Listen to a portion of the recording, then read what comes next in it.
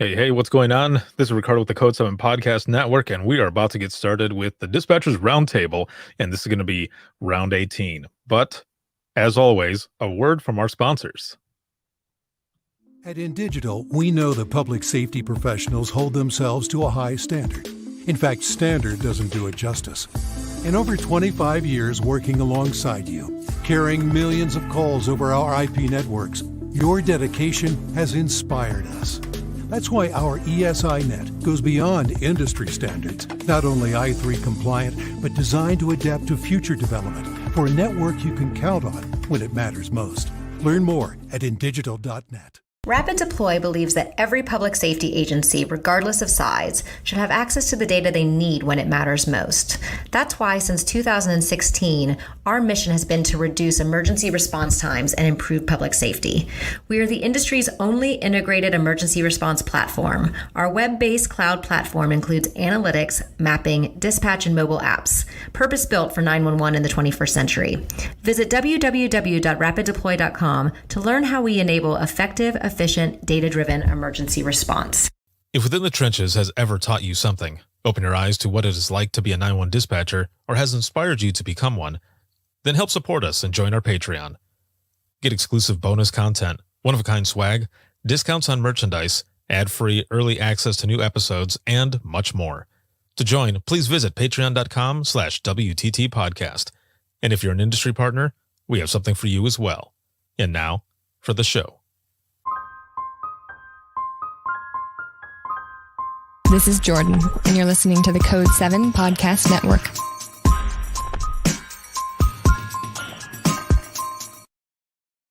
Warning. This episode contains the 3 A's of podcasting: adult content, adult language, and awesomeness. You've been warned. All right. We are back, and we are about to get started here. Once again, this is the Dispatchers Roundtable. This is going to be round 18, and we are going to have some fun, but also you get a little education here as we talk about what goes into building trust between dispatch and those out in the field. This live broadcast is sponsored by InDigital as well as Rapid Deploy. A big shout out to patrons. Thank you so very much for everything. And I'm going to introduce my first guest here. And because we got something to talk about here really quick as we're getting started. So the first guest here is going to be the owner of the Dispatch Lab, and that is going to be Halcyon Frank, or Le Frank. What's going on, yo? Hello. My dog just waited until this exact moment to protect my house from any threats. So, yeah. All right. Well, good. Yeah. That's good. That's a good thing, right? I mean, yeah, except the barking. The barking is bad. Well, yes. Good thing you can always mute. It's true. Unless, of course, I'm about to ask you a question and then you're just like, I don't know what to do. I got nothing. So I wanted to bring you on really quick before we bring in our next guest, our next panelist here, because in just 2 weeks, we've got something awesome that's going on, right? Mm-hmm. And I want to throw this up here on the screen really quick. A big shout out to Kansas APCO. We are partnering Within the Trenches Media is partnering up with them so that we can bring their spring conference virtually out to everyone. Registration has been up, and as we're talking here, I want to actually let me pull up their link for that as well.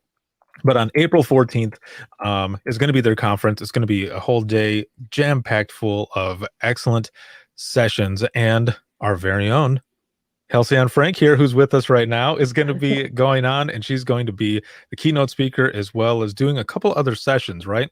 Yes. I have 3 total: keynote, and then I'll have 2 back-to-back right after that. Excellent. And what are some of the what are the other 2 that you're going to be sharing there? So the first one will be my Train Don't Tell, and that'll be just going over different parts of training and making sure that, when we train, we're being engaging and, not just telling people what to do. And then the other one is actually going to be kind of different. It's not one I've done before. It's going to be creativity in the comm center. So morale, changing culture is always a big thing. So we're just going to be looking at different ways to kind of be creative and, kudos boards, bulletin boards, different ideas for kind of stuff like that. And so we'll see how that goes. All right. Excellent. It is going to be awesome. I am very excited to be doing all of this with Kansas APCO and to have you there. And as always, a big shout out to all the sponsors who've made it possible for this to be out there virtually. Just let everyone knows, if you are out of Kansas, it is free for everyone who is out of Kansas. There is, as you can see on the screen, there will be a charge for those who are out of state, and that'll be $25. And it's a small price for the amazing education that you're going to end up getting. Plus, all of that money goes to the Kansas APCO chapter for the rest of the conferences and everything that ends up coming up with that. So please make sure to check it out. And, once you register, that is going to be available forever. It's always going to be there. It's unlimited for viewing. You can go back and watch on your own time. So the link, I'm about to put it in there right now. Bam, there it is. Link is in the comments. Once again, make sure to check it out. This is going to be April 14th, 2021, and this will be for the Kansas APCO Spring 2021 Virtual Conference. It is going to be excellent. You can also check out more by going to ksapco.org. So there it is. Make sure to check it out. 2 weeks. I like to think that I'm priceless, so $25 seems like a bargain. I'm just saying. Right. Yeah. There you go. You can't put a price on me, but if you had to, $25 seems fair. That's pretty good. Yeah. Yeah. So we are about to get started here now, and I want to bring up our next panelist here, and who's going to lend a unique side of this, as well as we're going to be going back and forth on those in the chair and then also those out in the field. So our next guest here, panelist, is going to be Ryan Chambers. He's a training specialist with Rapid Deploy, as well as a fire captain. What's going on? Well, yeah. I'm so glad I was able to join you and get back on the show here. Yeah, dude. It's been a while, right? Yeah, I do second, the priceless comment though for Kansas APCO. Like, you think about this industry, $25 is a bargain for anyone. And then you got a caliber speaker as Mrs. Frank over here. Like, you probably should just register 3 or 4 times just to make sure you get the link correctly. True. Register all your friends. Yeah. Yeah. Make sure to share all of that out there. Now, I want to, I'm going to share this question with everyone who is here. And as always, as you're coming in and, we're getting started here with round 18 of the Dispatchers Roundtable, please make sure to throw in some reactions, as well as share this broadcast. The more that share, the more that see it, of course, as well as those reactions. And please, throw in some comments on there, because that's how all of this works. We're going to be interactive. And Becky, welcome, watching from the UK. That is excellent. Welcome. And as we're getting started here, because I've noticed that a couple times now, I have not played the intro music for the actual roundtable because we get right into it. So now that all the panelists are here, we're about to get started. Here we go. Ladies and gentlemen, children of all ages, welcome to the Dispatchers Roundtable. All right. There we go. This time I got it in there. Man, the last time, round 17, we were going, and I don't know, we were about 10 or so in when I realized that I didn't put the stupid music on. I thought, next time, for sure. Next time, I'm going to get it. And here we go. We got it. So the main topic, again, I'm going to put the question in there for those who are watching right now live. And then, of course, you'll see it if you're watching this on replay. So I'm going to go ahead and put this in the chat. And I would like for those of you who are watching this right now, and even on replay, because I'll be able to see this. Anybody will be able to see it when you go back into those comments. This question, how to respond to it on here. So It says the question is, what goes into building trust between dispatch and those out in the field? Once again, what goes into building trust between dispatch and those out in the field? So that's the question. We're going to be going through this question, this topic, and just going back and forth. And again, for those of you who are watching, please make sure to throw, some of that information into the comments. So I want to start with, we'll go ahead and start with Halcyon. What are your thoughts when you think about this? Because when I think about this, there's so many things, 13 and a half years that I was in dispatch that, kind of built up. Because like for me, getting in there and, Ryan, you can probably, attest to this as well, being out in the field, when you get in, you I don't want to say you got to kind of prove yourself, but you have to kind of prove yourself in a way, right? With those out in the field so that they can, I don't know, I guess really trust you because you've got, tone of voice, everything else. And I remember early on hearing people say, you've got a strong voice and this is just keep going. We'll keep working on it. They would definitely tell me, if something was going on. But for you, Halcyon, what are your thoughts? Like, how do you start out here? Well, I think first and foremost, if your agency or, if you're consolidated dispatching multiple agencies, you're only going to be as effective as like the level of trust you have. Like if you never have trust, you may have some really great field responders and some really great dispatchers, but they're not going to be the best if you don't have that trust built up. Because there's always going to be kind of, there's going to be hurdles there if they don't trust, second guessing or not. Knowing if you can depend on people, whether you're the dispatcher and the field responder or vice versa. So I think it's a critical component, in my opinion, of dispatch in the field. Like if you don't have it, you're gonna notice. Mm-hmm. What about you, Ryan? Just right off the bat, when you see this question, what comes to mind? Effort. I think putting the effort into getting to know both sides. I think one of the things that I've gotten to see from working both sides and also traveling the country and working with both sides is that they don't put in enough effort to communicate with each other. It's always a one-way street. Like, well, we've extended the invitation for them to come sit with us. Like, well, did you set the expectations of what the benefits of that would be? And on the other side, the pandemic's changed this a little bit, but there's still a lot of ways that we can put the effort in to educate both sides. And that build that trust, through communication. Because I've personally sat on both sides and I hear a familiar voice. When I'm on the fire engine, I hear a voice of like, oh yes, thank goodness he or she's working today.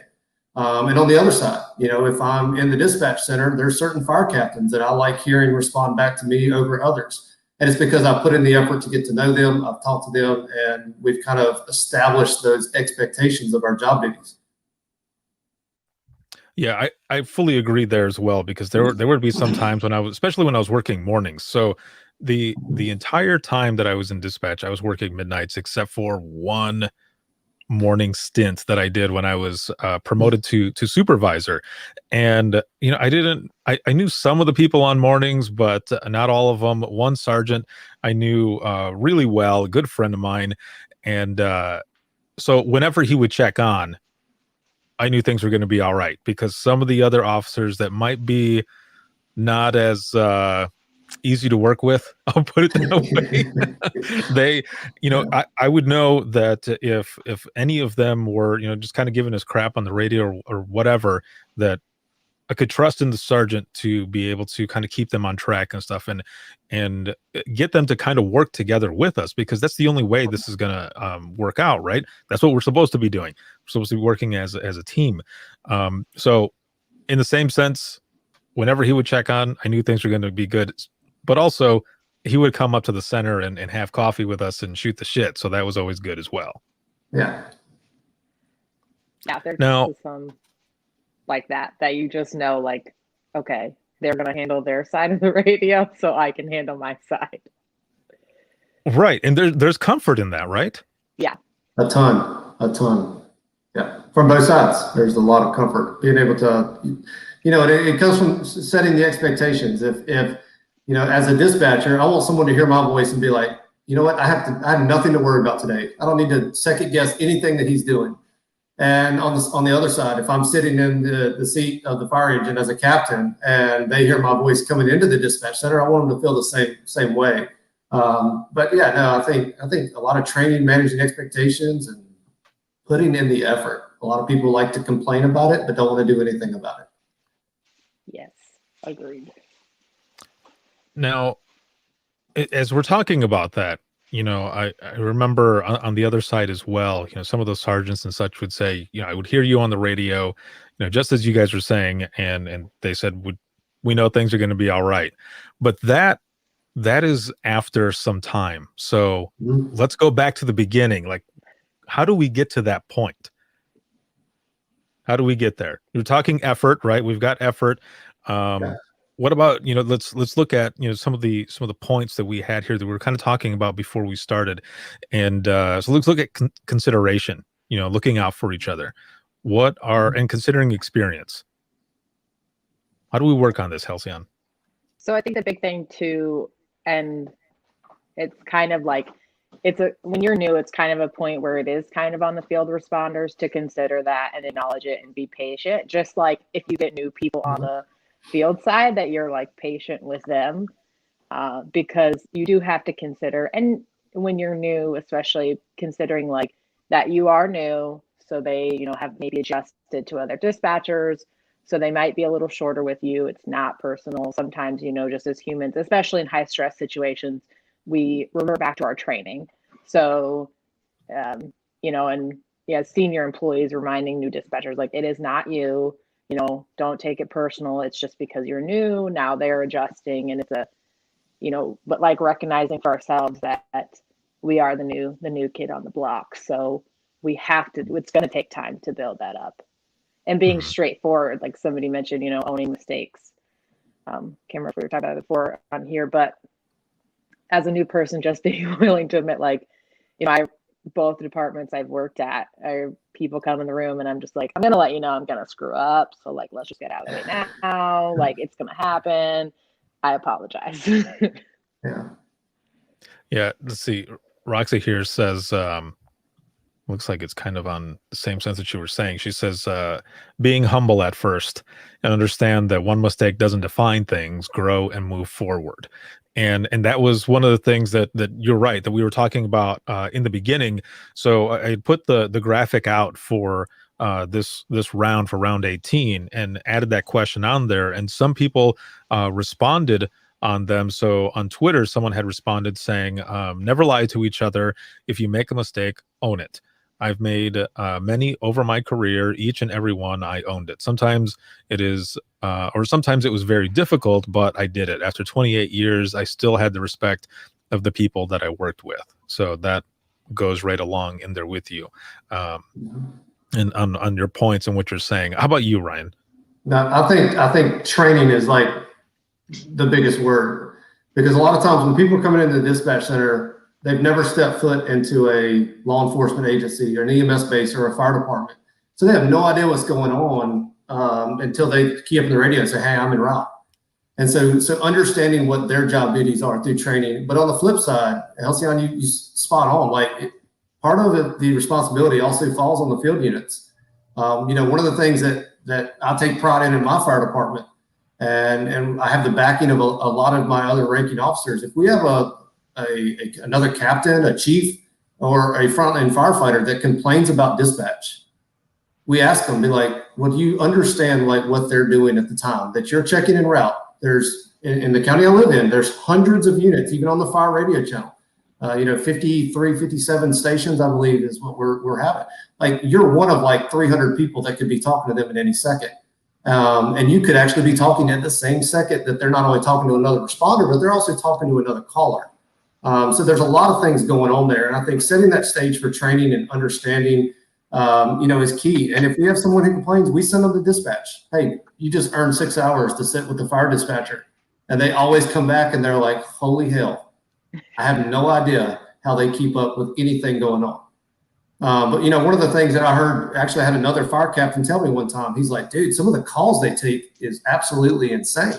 Like, I don't know how, like, those people are going through the worst times of their life. Like, it's crazy hectic. And I said, yeah. And the same thing that's going through your mind when you're trying to drive a 40,000 pound truck, 60 miles an hour through heavy traffic. Like, you've got 10,000 other things going on at a time too. So if they don't understand or comprehend, or they ask you to repeat, put yourself in their shoes and realize that you guys are handling 1,000 different things and you're trying to have a conversation. Like, if you don't say something right, if they don't hear you, vice versa, it's okay. Just take a moment, pause, and say it again. Like, I think that's one thing. A lot of people take things personally. Like, if your dispatcher asks you to repeat them, like, she wasn't ignoring you.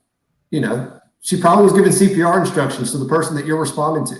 And I think it's just that understanding through training and opening that door of communication, because it's very difficult to meet a field responder and to learn a field responder through the radio.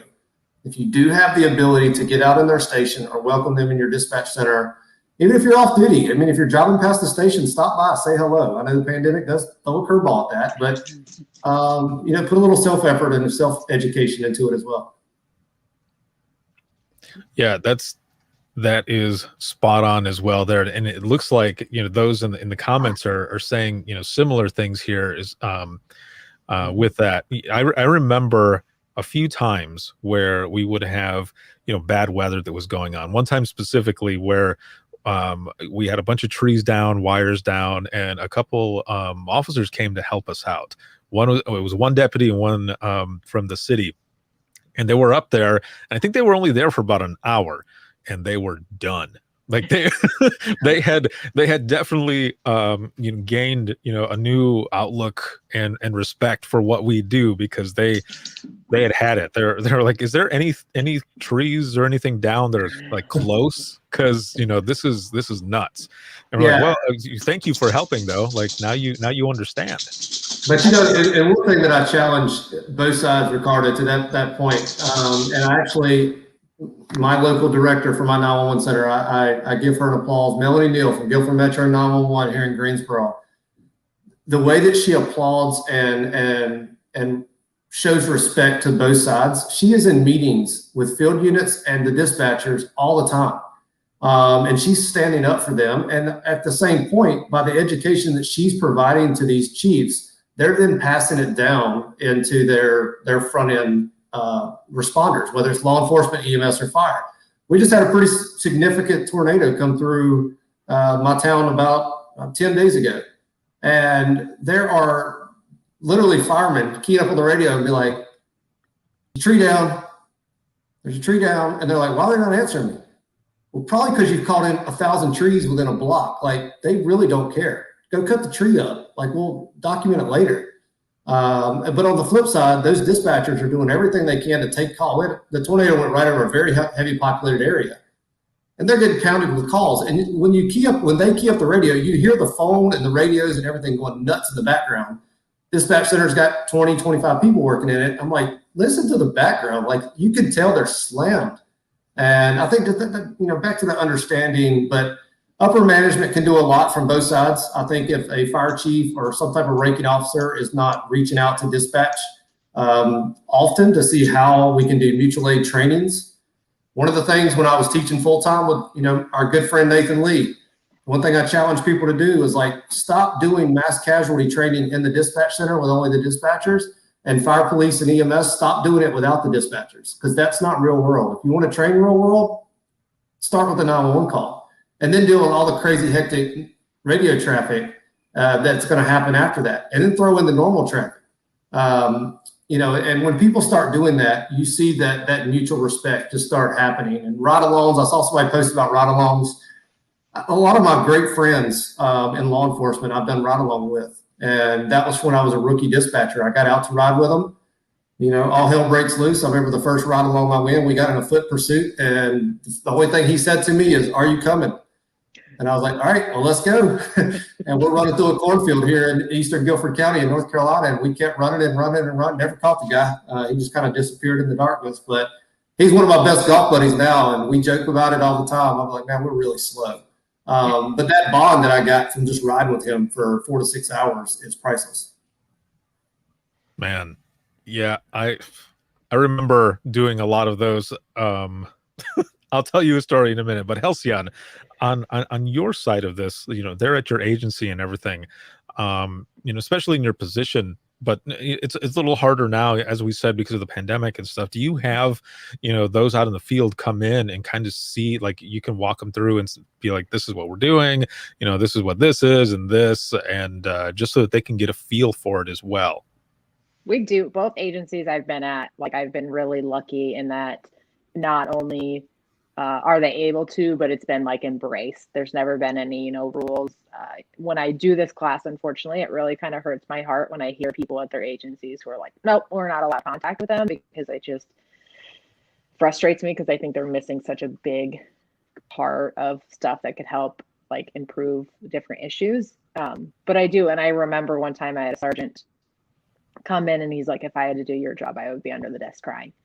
And I'm like, well, that's fine, because I don't want to do your job. So even something as simple as that, it's like this mutual respect. Like, you don't want to do my job, I don't want to do your job. So we'll just keep doing our own jobs and go about our merry way, because we don't want to do it. And, there was another time I was like talking on 3 channels at once, and the officer standing behind me, and he's like, how do you do that? I was like, I don't know. I just do it. And he's like, I don't know how you do that. And I'm like, we had a saying helpful in dispatch where we called it FM. When we would have officers come in and they would ask us, how does that work? How did you do that? We would say, it's FM, and then they'd say, well, okay, what is FM? And I say, it's effing magic. Of course, we'd say it more colorful, Yeah. but we'd say it's effing magic. Like, that's how we do this. Yeah, some days that's how we do this. Literally, like, I have zero other explanation. But it is, and it's really helpful when they come in and, like, you can explain. And 2, I think, as dispatchers, don't wait for them to come in and ask you, like, oh, how does this? Just, like, take the opportunity to, like, connect. Like, I at one point we have drug recognition experts, and in the other agency I worked for, and we had just consolidated, which is kind of where, like, this topic comes from and why I really, like, am passionate about it, because there was a lot of trust building that we had to do with officers we never got to see face to face. And so it was literally me just being like, hey, my DRE in this area, this is the information he wants for a call. Can you tell me what you want? And then, he tells me, and I say, okay, well, this is our procedure. So I'll let him know, to make sure that we add this to it. And it's like, you just got to kind of create your own opportunities in a way to reach out and make that connection. And, like, one of the greatest stories of how I kind of even connected with an officer to, like, start building that trust is he stopped someone that was playing Pokemon Go when that was the thing. And he sent it to me in a message. I have never talked to him. And that just became then our running joke the whole time, was like Pokemon Go, or like, I'm going to buy you Pokemon Go cards or Pokemon cards for Christmas. And it just becomes a thing. So you kind of got to make your own opportunities and take advantage. Yeah, that is definitely true, because we would have times where, and of course it would happen a lot on holidays as well, but we would once or twice a month, we would just do like a potluck, and we would just have, officers come in. And again, it's a little harder to do now, but before, that's what we would do. We would have them come in, we would talk, of course everything is still going on, and that was good too, because then even though it's like, we're in a fishbowl and everyone's watching us, we're kind of, we're on display, but they get to see what it is that we're doing as we're there talking with them, shooting the shit, eating, and then like that, we're back at the phone or the radio, and we're just working, and then we come back like nothing ever happened. They're like, what just happened there? Like, nothing, don't worry about it. Yeah, it's like that's Ricardo, I like Jeremy's comment, what he just was talking about. Don't wait for the field responders to invite you out or to invite themselves in. Like, make sure you're the one initiating that. And let them know that the door is open, because I think that's a true state where it said, don't assume field personnel responders know the door is open. I run into firemen and EMTs all the time. They're like, oh, I didn't know we were allowed to go up there and sit.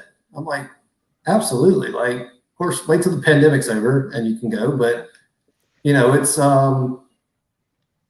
it's also, I would also pass that as a morale booster to the dispatch center. There's certain people that come in there all the time. Like, the county I live in, very large, and there's fire departments, EMS bases, they're 30 or 45 minutes away from the dispatch. They can't stop by on their shift because they're that far, too far out of territory. But if you invite them on their Con Ed training days, hey, when you come to the training center that's right down the road, swing by and say hello. We'd love to meet you. And it blows my mind anytime that I take a field personnel into the dispatch center. I'm like, yeah, we only can stay for like 5 or 10 minutes. Well, 2 hours later, I'm like, let's go, come on, because they get fascinated with it. They've never seen it. Right. It's the James Bond and NCIS tools that they get to see in real life, and they're like, oh my gosh, this stuff is crazy. And once they see it, they respect it so much more. Yeah, and I was going to say, just based on the COVID, so the first agency I was at covered a really large area. We had a lot of people who we would just never see because some of them were up to 6 hours away.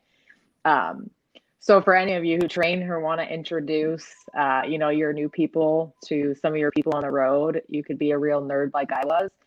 And I actually had a binder and it had their picture from our employee Rolodex and their name. And I would go through with new people and I'd be like, this is, Officer so-and-so. He has 3 kids and he really likes Mike and Ike's. And, this is what he gets a lot of DUIs. And I would just go through each of them and be like, and this is Sergeant. And sometimes he gets a little cranky. It's not at you. He's just like that. But it provides an insight, especially when you can't see them. And I think even for new people, it helps make them feel like they kind of know them, or it gives them a jumping off point. If I tell them hey, they get a lot of DUIs and they get a DUI, that person maybe messages them and gives them a hard time or makes a comment based off that information they now know. So it really is helpful too for other people that as a senior person that you can help connect them as well. I had a trainer that called those relationship spark plugs.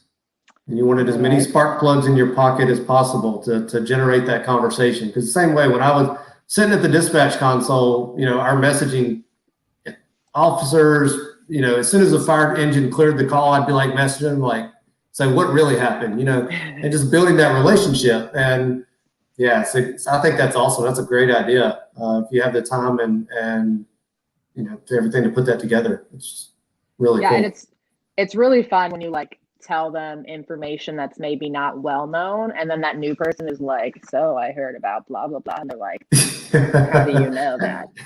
And then I'm getting a message already. they're like, then I'm getting a message why did you tell them about that? And I'm just I would never. Not me. They just learned quickly. Yeah, they just really figured it out. All of that it goes into it, right? You're building this and building this and building this so you get to this trust. I think one of the biggest things as well is when people were able to come through is to put that the face and voice together and give that human factor to it as well.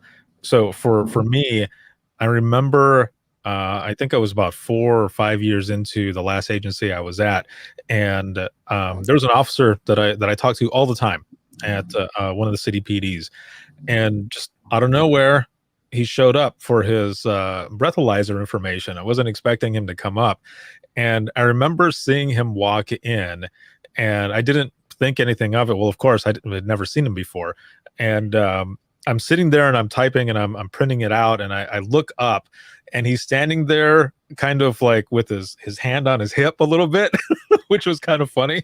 And he's just staring at me and he smiled. And I said, wait a minute, are you?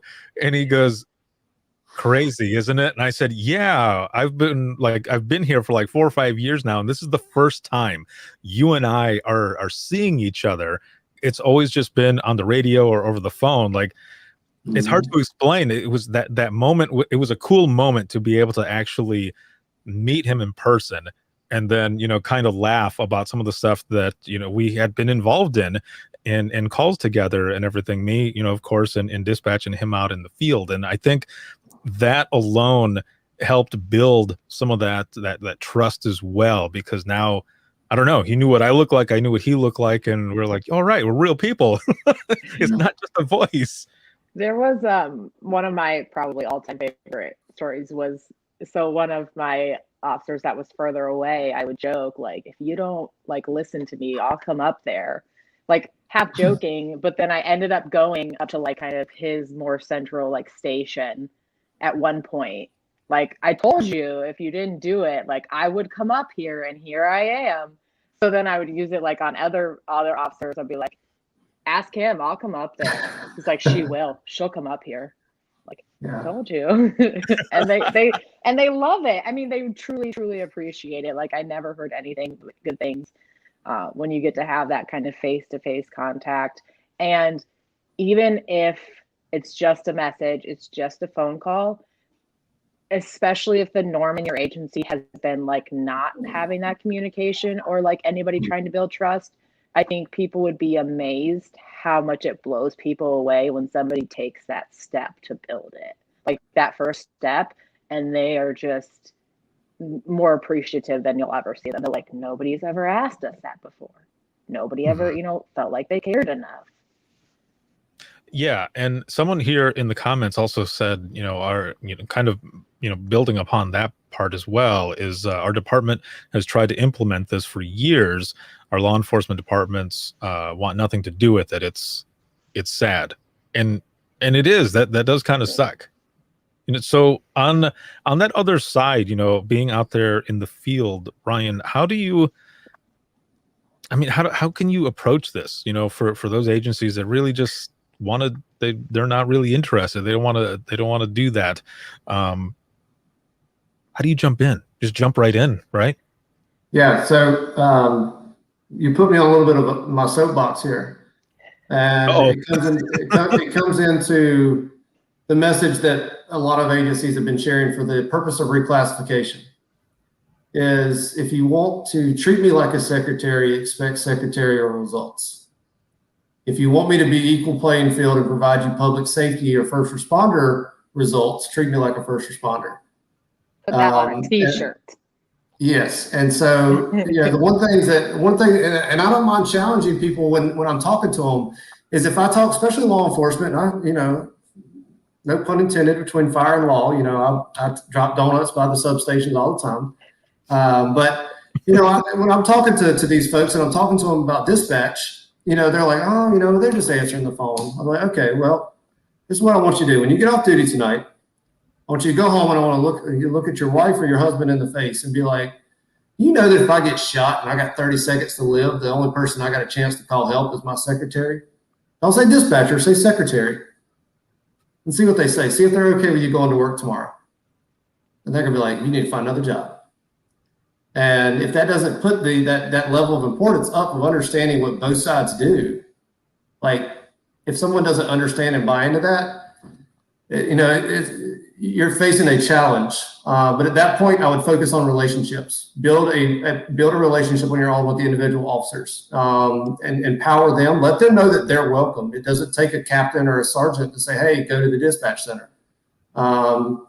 Put in that effort to say, "Hey, love to meet you. Love to stop by sometime if you're in the area." A lot of dispatch centers are close to courthouse, jails, whatever it might be. If you're dropping somebody off, swing by and say hello. It'll take 30 seconds.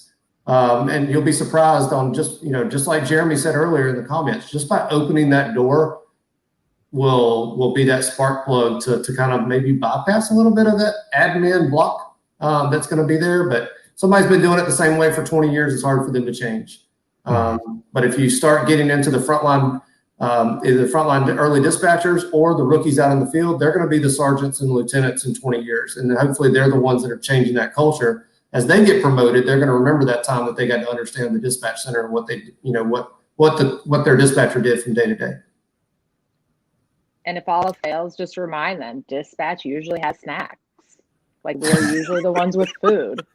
So you can like not stop by if you want to, but I'm just saying, if you want snacks, I can. My favorite part when they would come, when I was dispatching, they would try to come to the door, and we had two separate security doors. So you had to card in one door, and then you get to the second one. Well, if you didn't card right, it would lock you between them.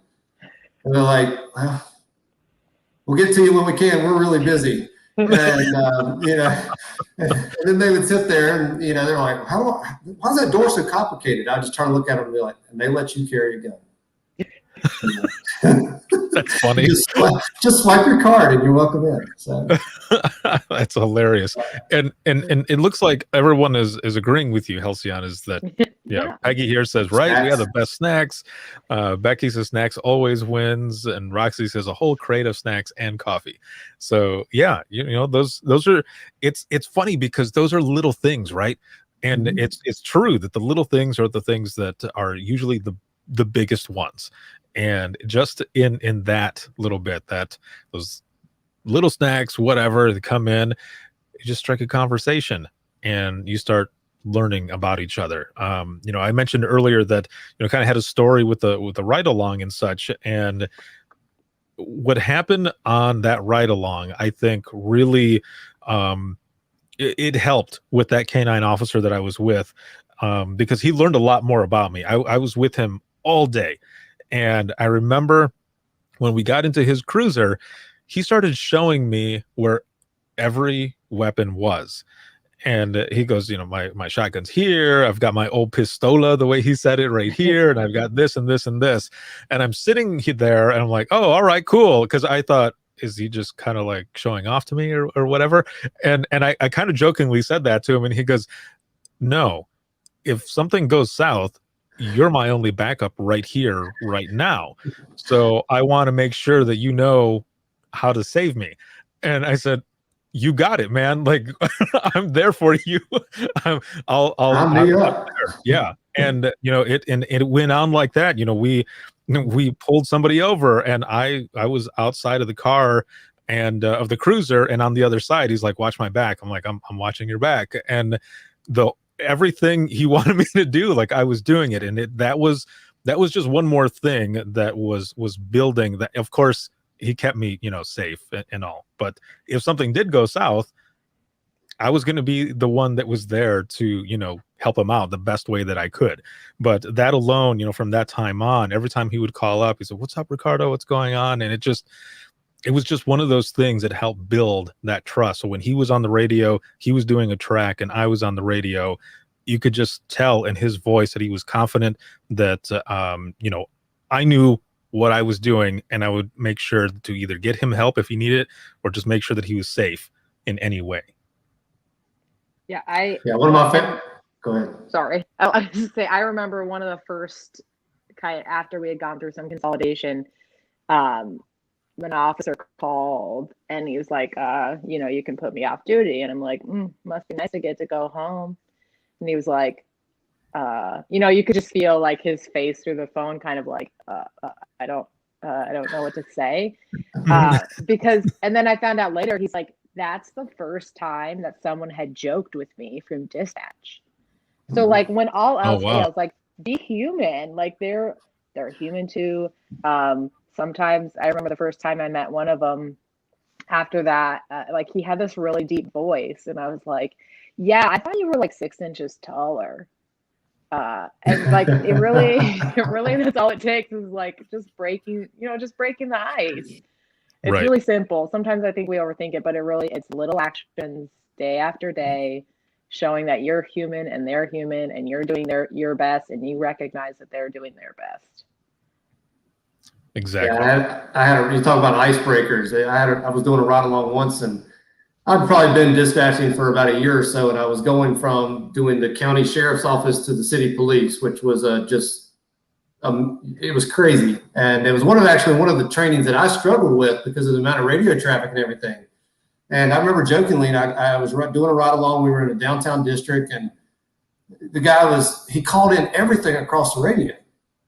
And I looked over at his NBC and I'm like, is your battery dead? And he's like, no, what are you talking about? I'm like, just type in the 27 number and you're going to get everything that they're doing now. And he's like, well, I wonder why it took so long.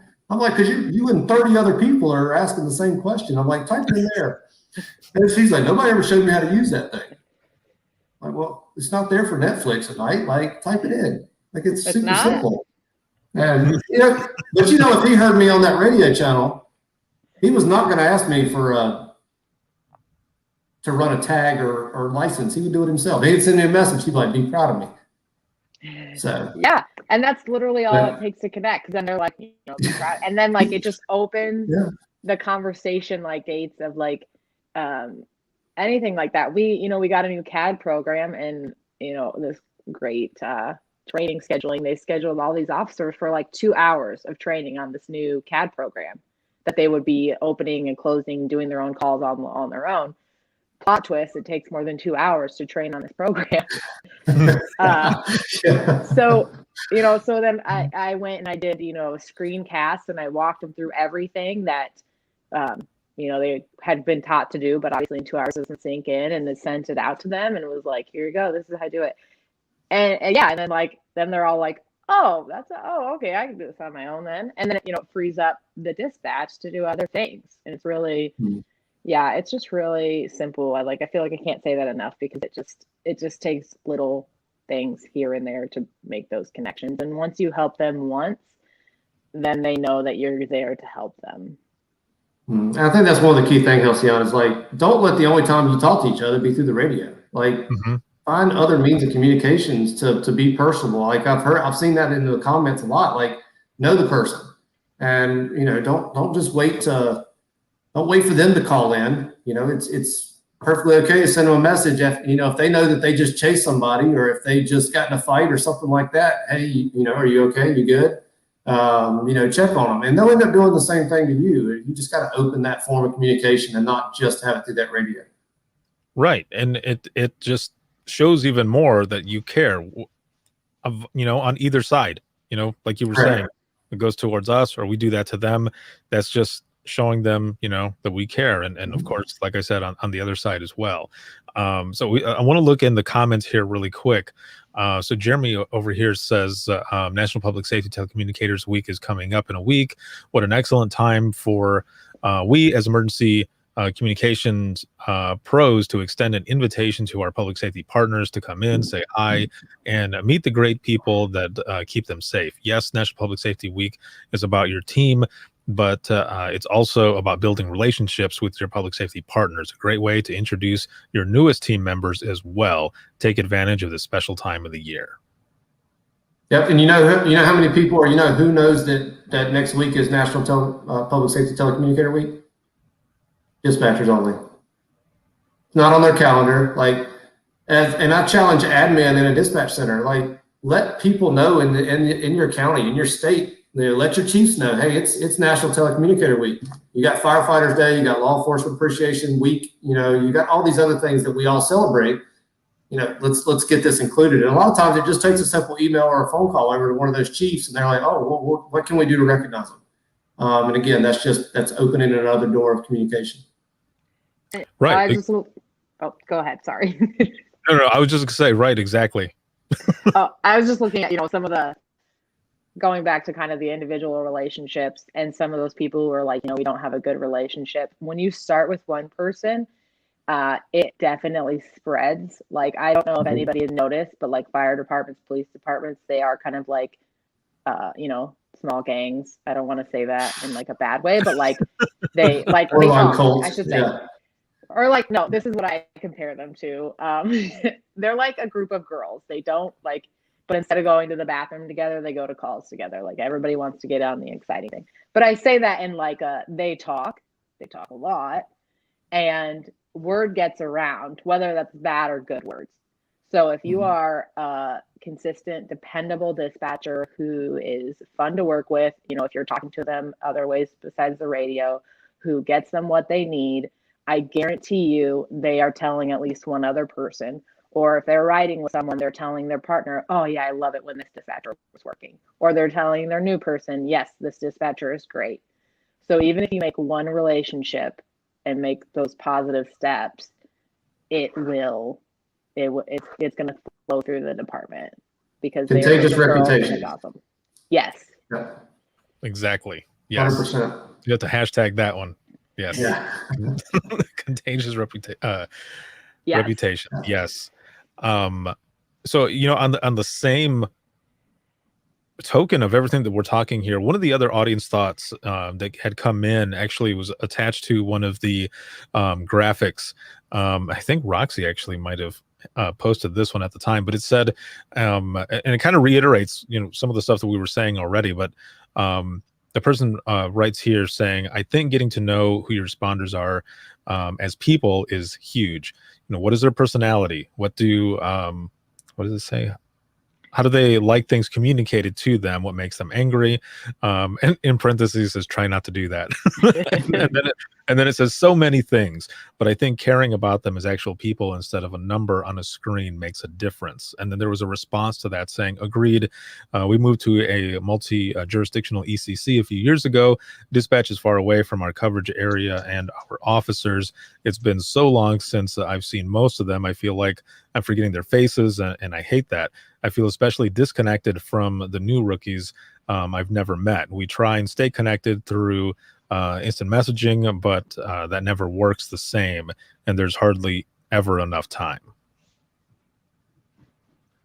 That was one that had come in there as well. Yeah, that's a hard thing, which is why in the story that I had mentioned earlier, where that officer had come up and I hadn't, there was the first time meeting after 4 or 5 years of whatever, the time that I had been there in the beginning. They're way out. Like our center is in the middle of nowhere. Like you can't really find it, and which is good, in a sense, but when you're trying to kind of build these relationships and some officers going out there, some of them know, but this one specific officer, his department is way on the other side of the county, so for him to come up was really big, and it meant a lot. It was cool for that person to be up there, and then us kind of connect that way. Now we're talking about communication, and as we're continuing with this question, there was some of the points that we had that we're talking about, we got from Halcyon actually, is these 3 C's of building trust. And that first one that we went over is consideration. This next one that we're kind of all talking about now is communication. And there are, different pieces here where, this first one says it's easier, to dislike someone that you don't know, which is very true, right? You don't know the person, you're like, you just kind of write them off, right? Which sucks, because what you want to do, and like we've been talking already, is to get to know each other, and that's how you start building that. But also to be straightforward but professional. And then there's one here that says keeping quiet, but frustrated helps no one. Hook us up there, Halcyon. What are your thoughts on that?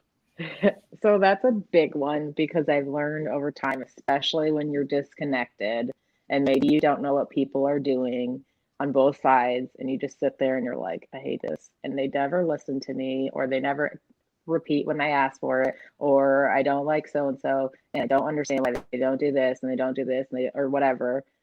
And then it just like, you just are angry, and then you go to work and you're angry, and literally if you said one thing or asked one question, it like would all be solved. I don't remember the specifics of it, but I remember thinking like, this is so obnoxious. Why does he always do this? And then I asked, and I was like, oh, okay. Like, now I get it. And it's, but we don't, like, sometimes we just want to be like angry, and like, we don't want to communicate with them. And it was just like, if you would just ask, you would save yourself a lot of frustration. Right. Which is crap too, to think sometimes, right? Because we're amazing at the jobs that we do, communications. But as a lot of people say, when we communicate with each other, it's like, like you were saying, like you didn't want to ask, but then you finally did. You're like, oh, all right. Okay. And it worked. I figured it out. or like, I mean, even like, I remember it was, they were doing it a certain way, and I was like, oh, well, if you just switch, the names around, or if you just switch the name and how you do the date of birth around, like we can run it, and it's, 5 to 10 seconds faster. And so, because, I'm sitting there thinking like, why do they run it this way? That's so annoying. And I tell them that, and they're like, oh, okay, I didn't know that. Like, they're like, yeah, I'll run it like that. Not a problem. And I just spent how much time being annoyed when I could have just told them like, hey, can you do this? Yeah, okay. We just build it up in our heads, man. We just build it up in our heads. Yeah. What are your thoughts, Brian? That's an awesome idea.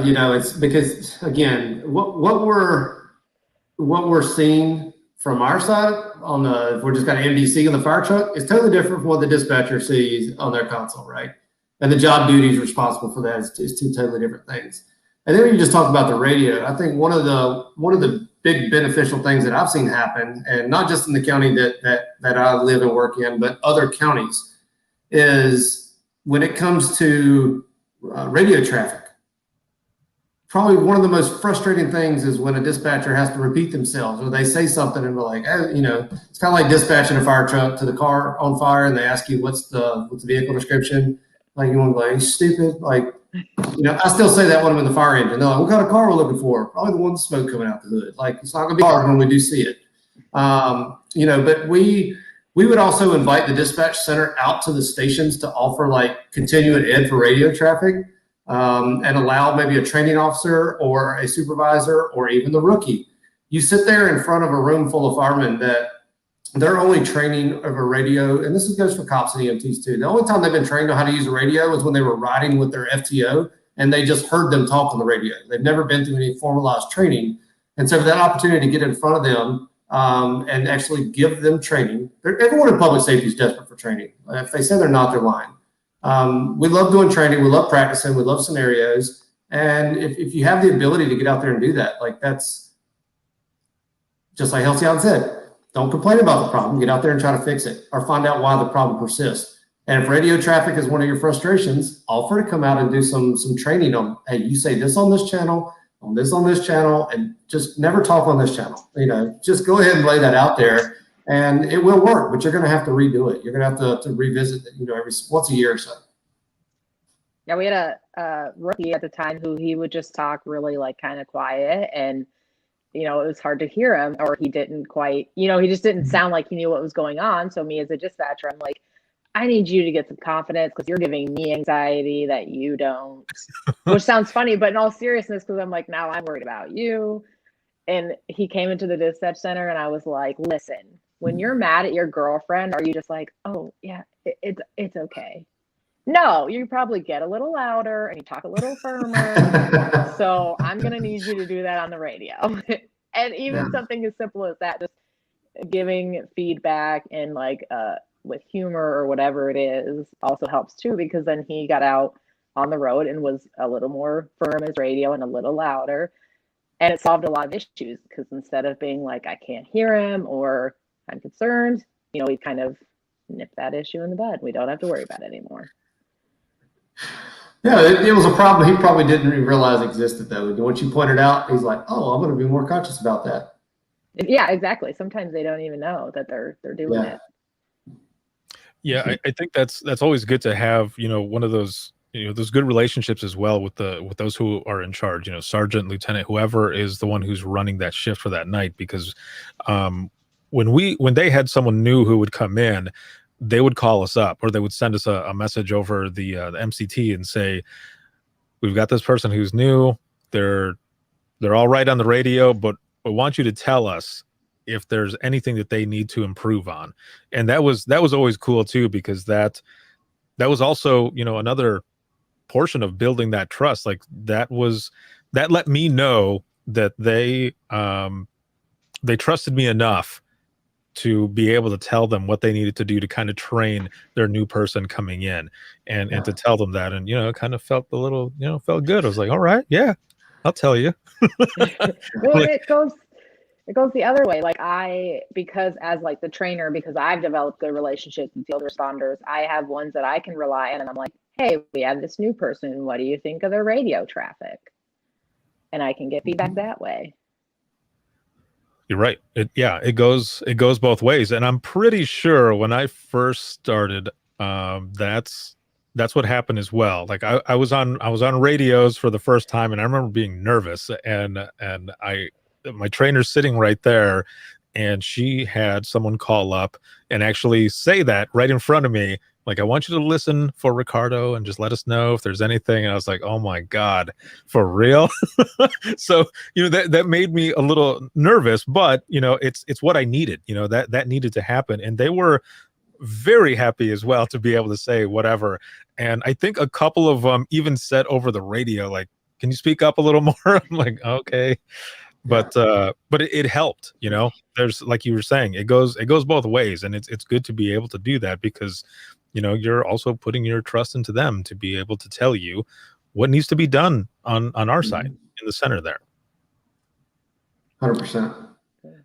So let me look in here in the comments. I want to give a shout out here really quick, as we're going through this and kind of getting into the wrap up of this, as we're already going on an hour, which is crazy. That went fast. Could have all night. I know, yeah. This topic alone here, and we're going to close it out on, you know, still building this trust and everything, but kind of in a different way, in kind of a funny way, a little bit here. But Becky, she ended up putting on here, our governor in Kansas just signed a declaration for Telecommunicator Week, and we will be spreading it all over social media. Also, first responders as well out there in Kansas. And on top of that, someone who I haven't seen in a while on social media and such, bam, Mr. Adam Tim, Yeah, look at it. there as well. Welcome back, brother. And he says, you know, Kansas is on a roll. So that was cool. I saw that on there. I was like, I got to go back. I got to go back to it here. Elusive. Yeah, the elusive Adam Tim. But no, that is good right there. That is excellent there for Kansas. And there he is right there. He just put it. That just reminded me, I actually put his face on a stick for a training that Sarah Weston and myself did. Instead of him, he had a conflict. And I think I still have it back here, and I wish I could. Oh, I was gonna say, do you have it right now? That would be awesome. It's on a shelf, but I don't want to tear through everything right now to find it. But. So as we go into the wrap up of this, I wanna get a couple, you know, points from the both of you on this topic. But before we get to that part, as we've been talking this whole time, you know, different things, different aspects that go into building this trust. There was something different that I was involved in, which when it was going down, I thought I was going to get fired. I'll throw that out there right away, because I was in training. I was still in training, and I was nervous. And what happened was, one of the detectives calls up, and he says, we've got a new detective who has come on, and we're at a party, and we're just kind of hanging out and everything, and he's on call, and he's really nervous. So I want you to call me in just a little while, and just say, or call him in just a little while, 20 minutes or something, and say that some crazy call has happened. And I said, are you for real? And he goes, yeah. Do you think I'm joking? And I said, I do think you're joking, because I'm new here, and I don't know how these things work. And he goes, no, this is all you got to do. Okay. He's nervous. It's his first time he's on call.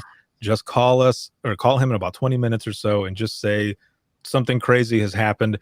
Your guys are going to be toning it out, and he needs to get going. And I said, okay.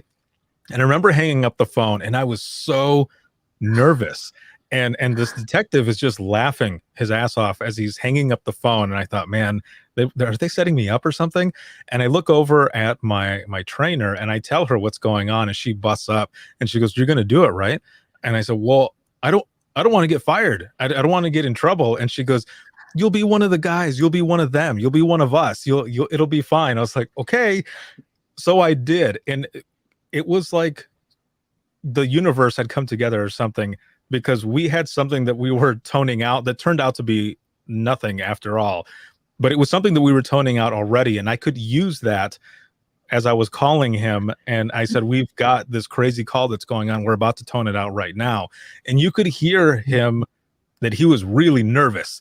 And I said, okay, man, it's going out right now. I'll call you back in a little bit.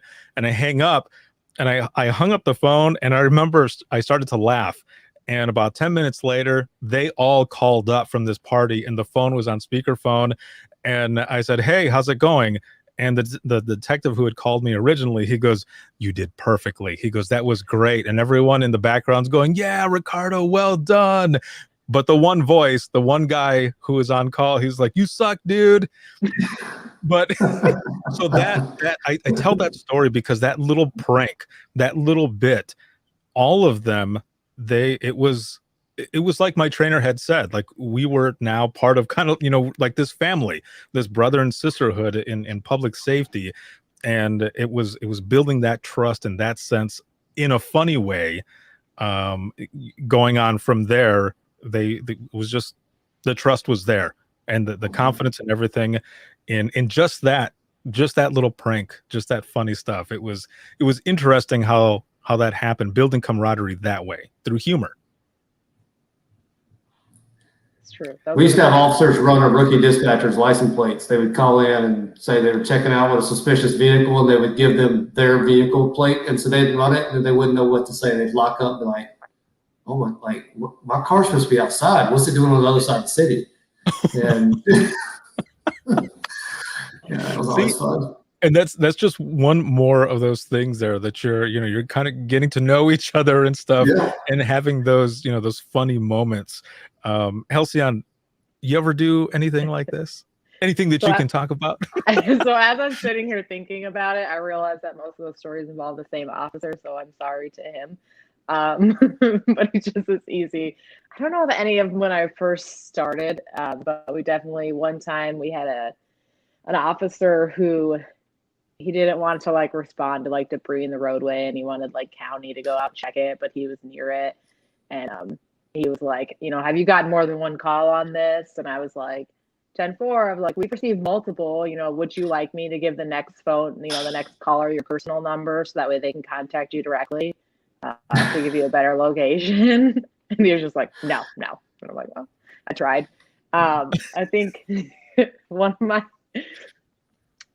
my favorites might have been, we knew we had a caller call in, and the officer had helped her like on motorist assist, and she was very appreciative. She's like, I just had a terrible week. And I just wanted to like thank you, that officer, for helping me. It really meant a lot. And so I was like, you know what, actually, I'm gonna have the sergeant call you, just because I feel like it's important, like sergeants, admins, hear that stuff directly. It's one thing if I, tell that officer like, hey, so and so called, they're really thankful. So I sent an email to the sergeant. I was like, this officer went out with this caller. She would like to speak to you about the incident. Did not put any more information, nothing indicating that it was actually a compliment. And it just so happened, as the sergeant's reading the email, the officer like is walking by his door. So he's like, can you come in here really quick? Because he thinks it's going to be a complaint. So he like starts to ask the officer about it. The officer's just like, and then I hear them. I'm like, you guys, it was just a compliment. It's fine. Like, it's fine. You're not losing your job. That's funny. Yeah, and just like so Stacy in here says too, humor totally does. So everything that we're talking, humor, that it just brings people together, as well. It's just like, the open mic nights. But, Stacy says here, humor totally does. We used to call the restaurants they were at dinner for and tell the waitresses it was their birthday to have them sing to them. Oh, that's a good one. I've never thought about that. That's awesome. That is so good. Oh, that is funny. There was one time though that it was near the end of my time at that agency, so I was a little more willing to take risks. But the officer called in and he was like whispering on the radio. So I thought he was joking, so I whispered back. And then I found out like he actually had a really sore throat, and I was like, that was as much as he could talk. Oh no. I thought you were gonna say he was keying up from the bathroom. That was always my favorite, when they're like trying to muffle the mic. Oh yeah, whispering.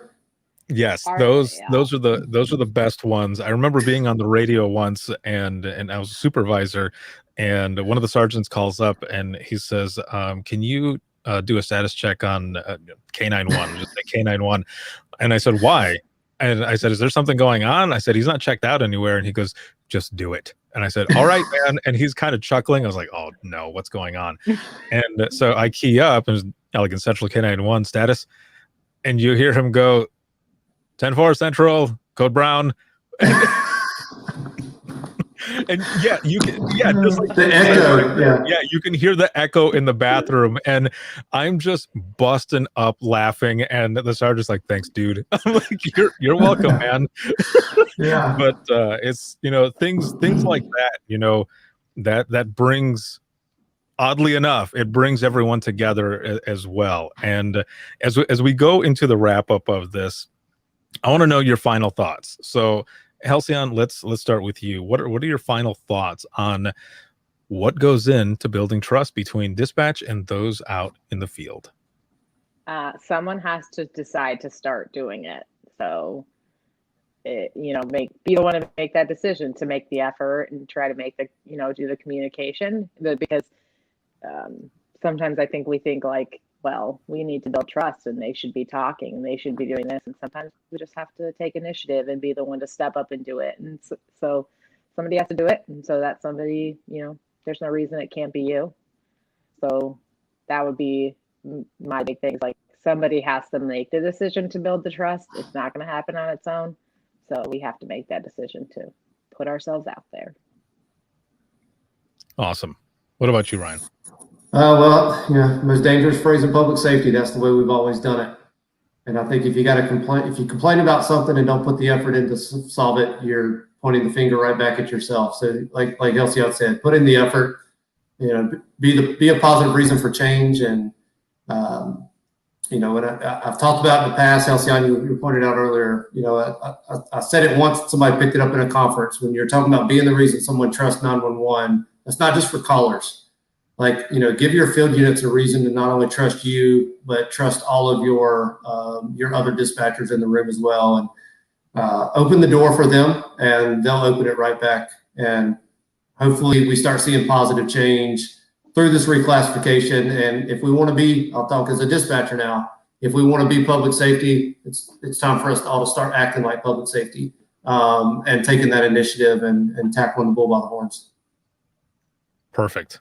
Thank you both for being on this round of the Dispatchers Roundtable. It has been amazing to have you here and to go through this main topic, and all of you who are here in the audience as well. Now, before we wrap up fully, I want to give Halcyon a chance here to throw out her information on how to find out more about the Dispatch Lab, because this topic is actually, just a teaser of an actual course that you provide through the Dispatch Lab. Can you give us a little more information on that, please?